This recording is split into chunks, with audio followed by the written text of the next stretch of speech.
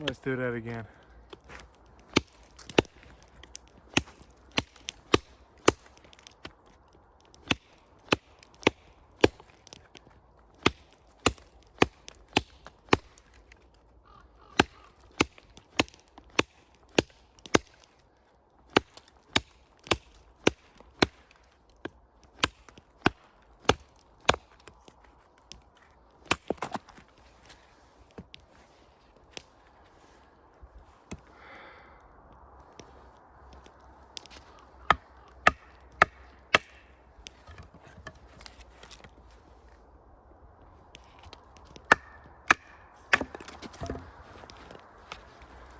This is not the first time that I do this with this knife.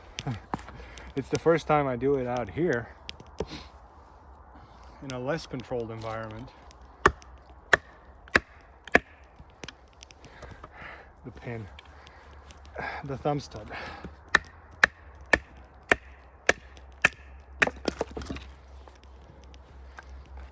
Let's see if we can go through the knot.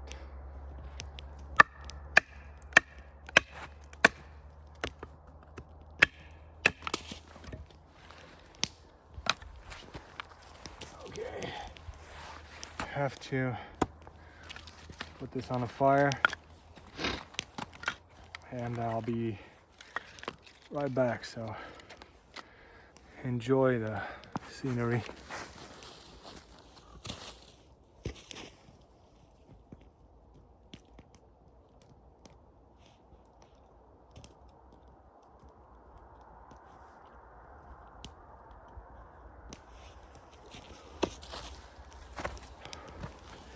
That's gonna be a bit smoky.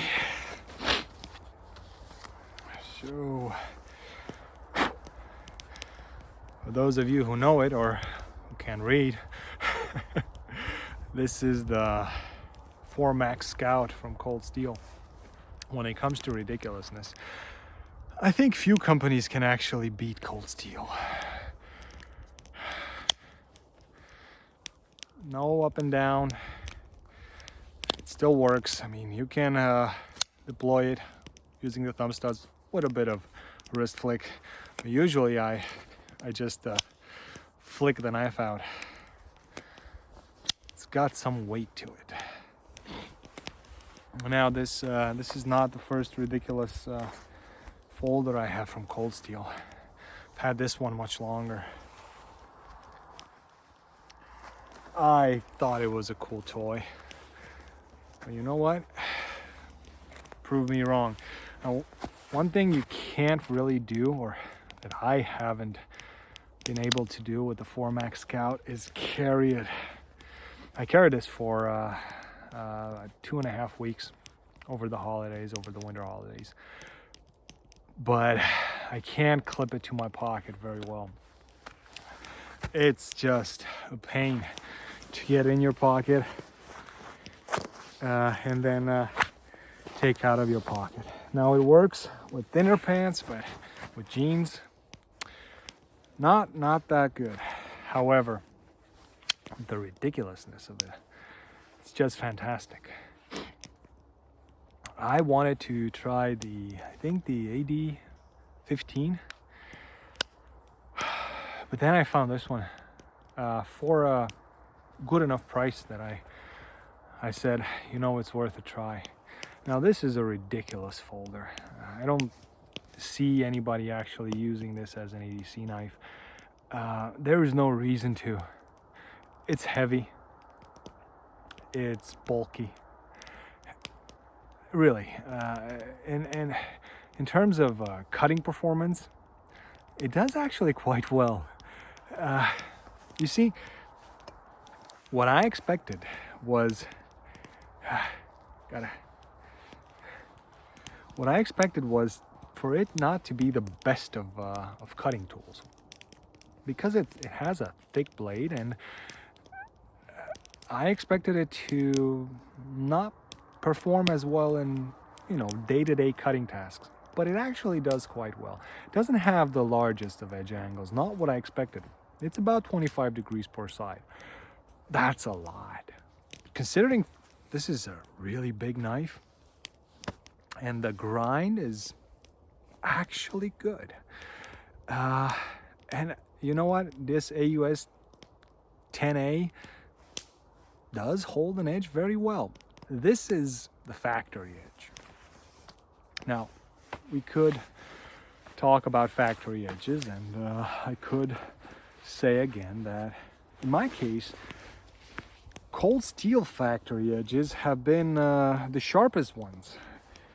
For example, my American Lawman, very sharp, shaving sharp actually from the get-go, and it did keep a good edge. When you're going to compare it to some other companies, the factory edges don't hold as well as cold steel and are not as sharp. Now, lately, this hasn't been shaving sharp. This did not come to me shaving sharp, but it did come paper slicing sharp, and that's good enough for such a big knife. Now, I did not modify this simply because I wanted to see what it can do, and for 2 weeks, 1.5 weeks, I've carried this inside my pocket and used it every day for tasks like this, chopping up wood and splitting wood. And then I also had to cut up a tarp for the chicken coop, and I don't know what else I did. I also did feather sticks with it. It does that quite well, especially if you have nice straight grain wood. This is a ridiculous knife. I would call it a ridiculous knife. If one of you guys carry this on a daily basis, I think that's awesome. That you can actually carry this. It's not about the weight, it's more about the bulk. I don't mind a heavy knife, and this is one of the things that I like about it. Comparing it with the Voyager, which has aluminum liners, this one has stainless steel liners, and the pin for the Triad lock is also oversized, and it just, for the size of it, I did not expect this to be as useful. And like I said, I don't think there's another company that can hold up to cold steel's standard of ridiculousness, and at the same time, it being functional. Now, this is not the prettiest of pocket clips, but it gets the job done. It'll hold the knife in your pocket. It's rather difficult to get the knife inside your pocket, retrieve it from your pocket, especially with jeans, but it gets the job done. And I somehow do like the fact that they moved away from that pocket clip system where you have to get the extra pocket clip. That was good, but this is better. The back lock as oversized as the Triad lock pin and as the blade. And you know what? It's very smooth.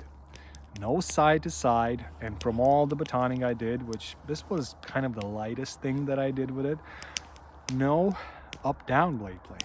I prefer to baton axis lock knives because even if you get some damage with those, they will keep on working. You'll get some up-down blade play or, forward-backward blade play, but that's the extent of the damage, and you can still work with them. My Gonzo G720, I still have it to this day. It has a lot of forward-backward blade play, but it's usable. With this one, I did not do what I did with my G720, but you can split small pieces of wood. It'll split them because it has a thick edge. Now, you're not supposed to baton a folder or chop with a folder. Well, then why did they make it so thick? And I think you're supposed to actually abuse this knife, and it's very enjoyable. Now, do so at your own risk because it may fail. I think the Triad lock is probably the safest locking mechanism out there. But any locking mechanism can fail. Even a fixed blade can break. But this one, ridiculous, and yet it works. What can I tell you that surprised me? The fact that it works. Other than that, I think you can find all the information in pictures. It's big, with gloves, and I do wear gloves. And first time I tested it, I wore cut-proof gloves underneath my leather gloves. And it works with gloves, no issue. You can carry 2 pairs of gloves and you can still open the knife because you can just swing it without actually hitting the thumb stud, and closing it goes very easy. Be sure to keep your finger as high as possible. So if you're gonna hold your finger down here where it would be easier to depress the back lock and the blade will be very sharp, it would cut through a pair of leather gloves. If you have cut-proof gloves on, which would be the smarter choice, you might make it out okay. But like I said, opening the knife and closing the knife goes very well. I like the fact that it doesn't have side-to-side blade play or any kind of blade play for the fact how smooth it is. Now, the fact that the blade drops when you depress the lock is probably because of the weight of the blade. And that weight helps out a lot if you're gonna try to chop wood. I don't know why you would carry this as a folder out here, unless you really like to play around with knives. It just makes no sense. You're better off using a fixed blade. But if you are that kind of person, like me, I think the most surprising fact with this one is you can actually use it as a pocket knife. It's complete overkill for anything you want to do, but the fact that it has such a wide blade, the grind is pretty good, and the edge angle is not the steepest. It just does an excellent job. Now, I've used it in snow before. It was kind of wet in my pocket. It didn't get any rust spots within a few hours of how long it was wet. I noticed no chips in the edge, how sharp it is. It won't take off hairs unless you push really hard. I mean, then I'm not sure if you can see them. There are a few hairs there, but this is the factory edge, which maybe I've stropped a couple of times, didn't care that much. I think it's good steel. Now, I have a few Oz 10A blades which I've sharpened. It's surprisingly difficult to sharpen. For how well it keeps an edge, I think it's a bit difficult to sharpen, but I have no complaints about it. I know this is their kind of mid-budget range steel, and it's much better than Oz 10, Oz 8, or Oz 8A. A lot of my friends ask me, why do you have this? Why is there this hole? I think Andrew Demko explained it, that he just kept it for the design. The first model he gave to Lynn when he was hunting somewhere had this so he could put a pin there so the blade wouldn't close, and now he kept it for design. While chopping, if you're not going to use gloves, this is going to do a number in your hand. Now, it's not as bad as some others, like the Zero Tolerance 0561, but it's kind of aggressive. And the Spartan John's Pinky Lanyard patent pending would be a good addition to this to help you in your chopping tasks. But if you're going to use gloves, even then, the Spartan John's Pinky Lanyard patent pending would be a good addition to this, but it's going to be much more comfortable, and you can chop with this very well. I think this one chops just as well as my SE4 does with the Spartan John's Pinky Lanyard patent pending. So yeah, the ridiculousness of cold steel that just does work. I've got a few cold steel over the last few months, and they're all nice in some way. And this one, it wasn't the biggest surprise, but it surprised me that it can actually be used. It can actually be useful. And I assume this is from the new line of cold steel knives after GSM took over. As for quality control, I have no complaints. Yes, the grinds are a bit uneven. With other cold steel knives, you'll have the grind is thicker on one side, the edge angle is going to be about 20 degrees on one side, 35 on the other, things like that. But cold steel knives, I've said this before, I'm going to say it again, are tools, and as a tool, this one does a great job. Now, I might use it a bit more. I might drop down the edge angle, and I might do another video on it if I have the time in the future. But if I don't, I just wanted to say ridiculous, and even more ridiculous that the fact that it works. It's it's a cool one. If you're so inclined to test knives or to carry something like this, I can definitely recommend it. I don't think you'll be sorry. Know what you're getting yourself into here.